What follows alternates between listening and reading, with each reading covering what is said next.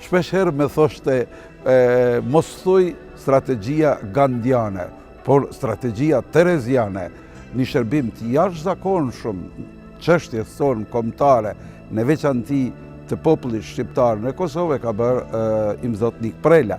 Refreni i saj që ja thoshte Papës, që ja thoshte Bill Clintonit, që i thoshte Kombeve të Bashkuara dhe kujdo tjetër, duhet të bëni diçka për popullin tim. Jemi rasti i vetëm në botë kur pas një luftës, siç ishte edhe lufta e UÇK-s, fitojnë paqësorët e jo luftëtarët. Kur nga goja e tij nuk kam dëgjuar një fjalë të keqe për askën. Për mua Rugova është i gjallë. Rrëfim ekskluziv i emblemës së mirësisë, urtësisë, paqes dhe dashurisë, Monsinjor Lush Gjergji këtë shtunë në ora 19 në Klan Kosova në emisionin Fakte me Adnan Merovcin.